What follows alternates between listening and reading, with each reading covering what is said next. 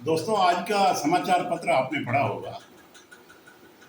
आज की अखबारों में एक खबर है कि दिल्ली विधानसभा के जो एमएलएज हैं, विधायक हैं, उनकी तनख्वाह बढ़ने जा रही है। और इस प्रपोजल की अप्रूवल सेंट्रल गवर्नमेंट ने दिल्ली सरकार को दे दी। अब आप ये सवाल कर सकते हैं कि इनकी तनख्वाह तो 2015 में बढ़ गई थी। आपको याद होगा, एक बिल पास किया था दिल्ली विधानसभा में, जिसमें इनकी तनख्वाह बहुत भारी बढ़ोतरी कर दी गई थी इनकी तनख्वाह। तो फिर अब केंद्र सरकार को प्रपोजल भेजा और केंद्र सरकार ने मंजूरी करके वापस किया। इसका क्या मतलब है? मैं थोड़ा सा पीछे ले चलता हूँ, आपको समझ आ जाएगी।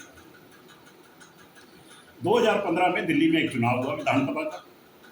उस चुनाव में एक पार्टी 67 सीटें जीत गई, जैसा आप जानते हैं। उन्होंने सरकार बना ली। तो जो इनके पार्टी के एमएलए थे, उन्होंने मांग की कि भाई विधायकों की सिर्फ तनख्वाह बढ़नी चाहिए। तो सरकार ने कहा कि ठीक है। सरकार ने एक कमेटी बना दी कि कितनी बढ़े, कब से बढ़े, क्या क्या मुद्दे, क्या किस हेड्स में बढ़े। और एक 3 मेंबरों की कमेटी बना दी और उस कमेटी के चेयरमैन बनाए गए एक लोकसभा के पार्लियामेंट के शीर्ष अधिकारी, जो सेवानिवृत्त हो चुके थे, रिटायर हो चुके थे। उस अधिकारी का कोई इकोनॉमिक बैकग्राउंड नहीं था।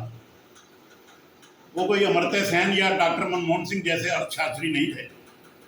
अच्छे अनुवादक रहे होंगे, मुझे ज्ञात नहीं, लेकिन उनको एक तो इकोनॉमिक्स की जानकारी कम थी, दूसरा उनको दिल्ली विधानसभा के सेटअप के बारे में जानकारी बहुत कम थी। उन्होंने समझा कि जो मैं रिकमेंड कर दूंगा वो विधानसभा पारित करेगी और वो कानून बन जाएगा। लेकिन दिल्ली की विधानसभा बाकी देश की विधानसभाओं से डिफरेंट है। यहाँ कोई भी कानून पारित करने से पहले केंद्र सरकार की मंजूरी लेनी पड़ती है। ये शायद उनको मालूम नहीं।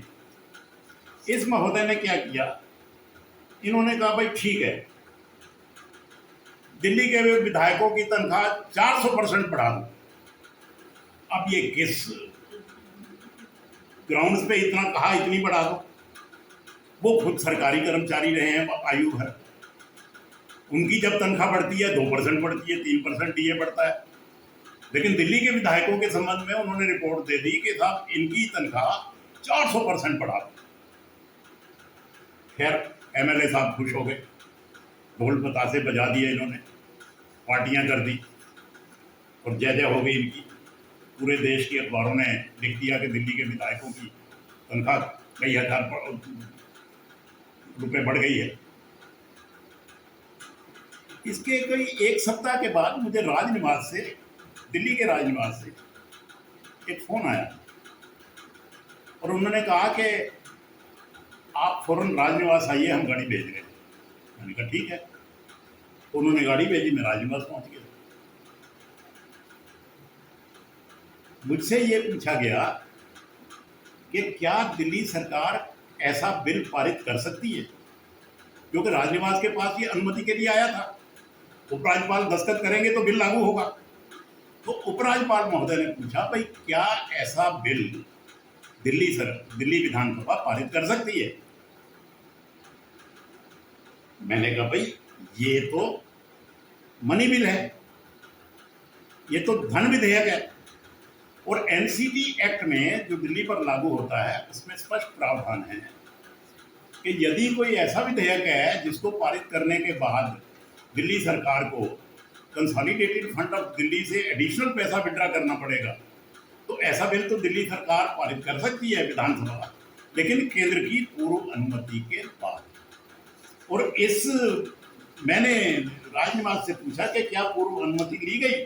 तो उन्होंने कहा कि इस बिल की भी नहीं ली गई, कई और बिल हैं, ये तो 1.5 दर्जन बिल है हमारे पास, विधानसभा ने पारित करके हमें भेज दिए। अब मैं क्या करूं इस बिल का? तो मैंने कहा देखिए, अब सवाल यह है कि आप अगर बिल को अपने स्तर पर रोकेंगे या अनुमति नहीं देंगे तो ये लोग आपके पीछे पड़ जाएंगे, आपका राजनिवास घेर लेंगे। उन्हें आंदोलन और धरने का बहुत अनुभव है, आप विलेन बन जाएंगे। आप अमरीश पुरी या गुलशन ग्रोवर बना दिए जाओगे कि आप विलेन हैं, आदि विधायकों को रोक रहे हैं, उनकी सैलरी इंक्रीज को रोक रहे हैं। तो इसलिए आप एक काम करिए, ना तो इसको अनुमति दीजिए और ना इसकी अनुमति रोकिए। आपके पास एक और ऑप्शन है, और वो ऑप्शन ये है कि आप इस बिल को राष्ट्रपति की मंजूरी हेतु रिजर्व रख दें। अब राष्ट्रपति जाने और वो जाने, आप बाहर हो जाएंगे। और मैंने कहा ये जो मैं राय दे रहा हूं ये कॉन्स्टिट्यूशनल कम और पॉलिटिकल ज्यादा है। आप साफ हो जाइए, आप इनसे डायरेक्ट मत भिड़िए चुनी हुई व्यवस्था से। तो नेक्स्ट डे एलजी साहब का फोन आया, तो उन्होंने कहा कि आप तुमने जो मुझे राय दी है, मैंने कुछ और लोगों से भी तुम्हारी राय के बारे में पूछा है और सबका ये कहना है कि ये राय ठीक है, मुझे ये बिल राष्ट्रपति जी के लिए मंजूरी के लिए रोक लेना चाहिए, उन्हें भेज देना चाहिए। क्योंकि राजनिवासी आके मेरे से पूछ सकते हैं कि आपने बिल को मंजूरी क्यों नहीं दी। ये राष्ट्रपति जी के पास राष्ट्रपति भवन में जाके, प्रणब मुखर्जी जी उन जमाने में राष्ट्रपति थे, उनसे नहीं पूछ सकते। तो लिहाजा उन्होंने क्या किया कि सारे 1.5 दर्जन बिल राजनिवास ने बंडल बांध के मेरी एडवाइस पर राष्ट्रपति महोदय के पास गृह मंत्रालय के थ्रू भिजवा दिए। जब ये लोग जीत के, जो इस पार्टी के नेता हैं, प्रणब मुखर्जी साहब से मिलने गए राष्ट्रपति से, तो राष्ट्रपति ने इनको चाय पिलाई और जाते वक्त एक एक संविधान की प्रति दे दी। अब वो प्रति बड़ी सिंबॉलिक है, इनको ये समझ नहीं आई और इन्होंने पब्लिसिटी कर दी कि साहब हमें संविधान की कॉपी दी राष्ट्रपति साहब। राष्ट्रपति ने संविधान की कॉपी इसलिए दी थी कि आप इस संविधान को पढ़ लें, आपको समझ में आ जाए आपकी शक्तियां कितनी हैं, कहाँ कहाँ हैं, किन विषयों पर हैं, विधायी मामलों पर कितनी हैं, ताकि आपको आगे से स्थिति स्पष्ट हो जाए। क्योंकि उसमें ये लिखा हुआ है संविधान में कि जितने केंद्र शासित प्रदेश हैं उनका मुखिया केवल भारत के राष्ट्रपति होंगे, वहाँ का शासन केवल भारत के राष्ट्रपति चलाएंगे। और दिल्ली के संबंध में तो स्पष्ट लिखा हुआ है कि एलजी और सीएम की नियुक्ति भारत के राष्ट्रपति करेंगे। यदि भारत के राष्ट्रपति मुख्यमंत्री की सिफारिश नियुक्ति की नहीं करते तो मुख्यमंत्री तब तक ओथ ही नहीं ले सकते, चाहे उनको 70 में से 70 सीटें मिल जाए। तो राष्ट्रपति जी को कॉपी देने का उद्देश्य ये था कि इनको अपनी शक्तियां मालूम हो जाए और ये अपने अधिकार क्षेत्र में रहे।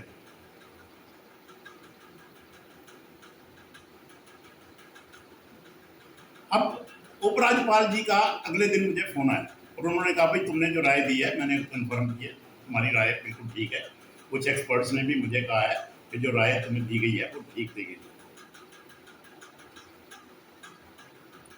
अभी दिल्ली सरकार ने क्या किया, इन्होंने प्रेस कॉन्फ्रेंस करके ये कहना शुरू कर दिया कि केंद्र सरकार ने हमारे 1.5 दर्जन बिल रोक लिए, जबकि बिल इसलिए रोके गए थे कि उसमें संवैधानिक प्रक्रिया का पालन नहीं किया गया था। वो बिल अगर पारित हो जाते तो बहुत सीरियस संकट खड़ा हो सकता था। वो कोर्ट उन बिलों को रद्द कर देती क्योंकि संवैधानिक प्रक्रिया पालन नहीं हुआ, पूर्व अनुमति तो ली नहीं गई केंद्र सरकार की। अब सवाल ये है कि 7 वर्ष बीत गए इसी प्रोसेस में और विधायकों का वेतन नहीं बढ़ा, क्योंकि जो बिल भेजा गया था राष्ट्रपति जी ने उसको मंजूरी नहीं दी। ये बिल भेजा गया था 2015 में, आज हो गया है 2022। इन 7 सालों में राष्ट्रपति ने मंजूरी रोक ली और 7 सालों बाद इन्हीं पार्टी के, इन्हीं दलों के नेताओं ने अपने आकाओं से कहा कि भाई झुक जाओ, संवैधानिक प्रक्रिया का पालन करो, साष्टांग कर दो, हमारी वेतन वृद्धि मत रोको। 7 वर्ष हो गए हैं। तो ये शायद मान गए और इन्होंने एक प्रपोजल बना के राष्ट्रपति की मंजूरी के लिए अपना बिल केंद्र सरकार की मंजूरी के लिए भेज दिया और अब केंद्र सरकार ने इनको मंजूरी दे दी है। अब सवाल ये होता है, विरोधी ये कह रहे हैं कि शायद इनको अकल आ गई है, इनको प्रस्ताव केंद्र को मंजूरी भेजना पड़ा है, ये अपनी पोजीशन से पीछे हटे हैं और इनको अब प्रक्रिया की जानकारी हो गई है। कुछ तो ये भी कह रहे हैं कि इनको थूक के जांचना पड़ा है। अब ये 7 साल अगर लग गए, अब क्योंकि केंद्र सरकार की मंजूरी मिल गई है तो कोई अब तो सिर्फ औपचारिकता रह गई है, बिल पास हो जाएगा, विधायकों की चर्चा पड़ जाएगी। प्रश्न ये होता है कि 7 वर्ष तक एक प्रक्रिया को ना अपनाने के बाद जो किसका लाभ हुआ और किसको हानि हुई। भाई हानि हुई अब आप सोचिए किसकी हानि हुई? विधायकों की हानि हुई, जिनको 7 वर्ष तक जो बढ़ी हुई वेतन मिलना चाहिए था वो नहीं मिला। मान लो वेतन वृद्धि 50,000 रुपये है, तो प्रत्येक विधायक को हर महीने 50,000 का नुकसान हो गया, एक वर्ष में 6 लाख का नुकसान हो गया, 7 वर्षों में 42 लाख रुपए का नुकसान हो गया।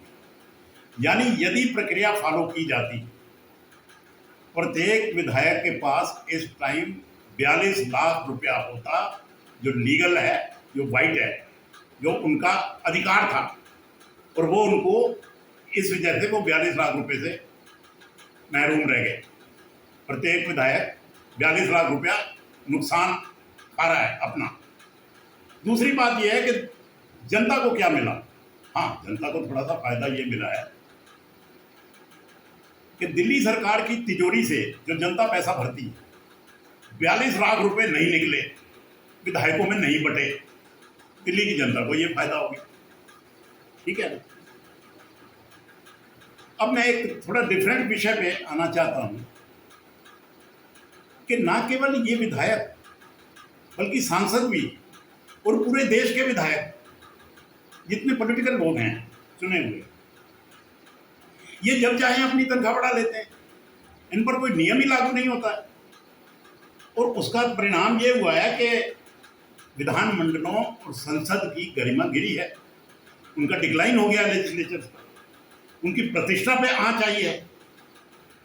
विधायकों और सांसदों को लोग उस नज़र से नहीं देखते जैसे देखने चाहिए, क्योंकि जब चाहे जितना चाहे ये अपनी तनख्वाह बढ़ा लेते हैं, कोई कमेटी नहीं बैठती, कोई रूल नहीं बैठती।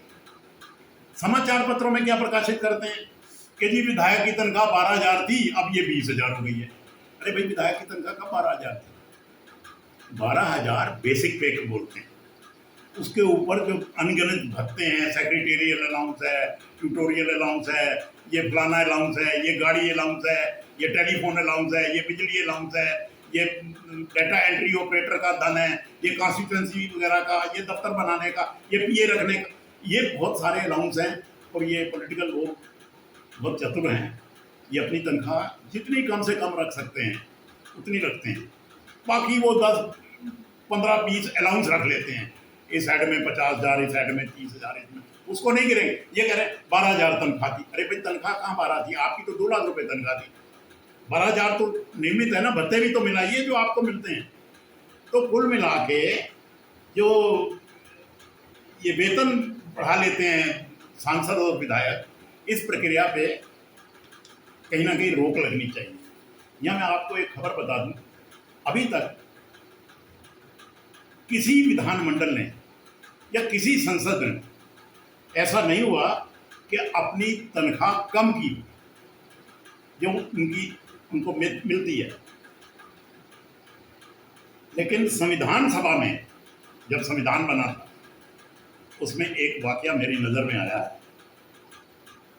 जब संविधान सभा के सदस्यों ने अपने वेतन कम किए, 17 अक्टूबर 1949 को जब संविधान सभा बैठी हुई, हमारे संविधान निर्माता संविधान बना रहे थे, तो उस दिन एक बिल लाया गया और विधायकों का डेली अलाउंस 45 रुपये से घटा के 40 रुपये किया गया। ये अपने आप में अनोखा एग्जाम्पल है देश में। इसलिए आज की तारीख में वो लोग जिन्होंने संविधान बनाया, उनको लोग बड़े सम्मान से देखते हैं कि वो लोग पैसा कमाने नहीं आए थे, वो लोग कुछ कर दिखाने आए थे, देश निर्माण के लिए आए थे। तो मैं ये चाहूँगा कि इसके लिए कोई फार्मूला बनना चाहिए कि विधायकों की तनख्वाह कब बढ़े, कितनी बढ़े, कोई कमेटी होनी चाहिए। तो बस आज के विषय पर मैं यही बताना चाह रहा था, और मैं विधायकों को निराश नहीं कर रहा हूँ। हालांकि बेचारों का 42 लाख रुपए पर ईयर का नुकसान हो गया है। तो बस आज की बात इसलिए। Thank you very much. Delhi के लोगों को ये भी समझ जाना चाहिए कि दिल्ली सरकार की क्या शक्तियां हैं, क्या सीमाएं हैं। दिल्ली का जो सिस्टम बनाया है वो बनाया है डॉक्टर अंबेडकर ने। हो सकता है कुछ लोगों के लिए ये खबर हो कि अंबेडकर साहब का दिल्ली से क्या ताल्लुक है। मैंने एक पुस्तक लिखी है, doctor B R Ambedkar, arbiter of Delhi's destiny. Delhi की व्यवस्था बनाई है डॉक्टर अंबेडकर ने अपनी कलम से, अपने पेन से। और उसमें उन्होंने कहा है कि दिल्ली में कोई सरकार नहीं होगी, कोई विधायिका नहीं होगी, कोई मुख्यमंत्री नहीं होगा, हाँ एक स्थानीय प्रशासन होगा। कुछ लोगों को हैरानी हो सकती है मेरी इस बात से। मैंने संविधान सभा के सारे कागजात इस पुस्तक में लगाए हैं, वो इस पुस्तक को पढ़ लें, उन्हें रोशनी आ जाएगी कि संविधान निर्माताओं ने दिल्ली कैसी बनाई थी। Thank you.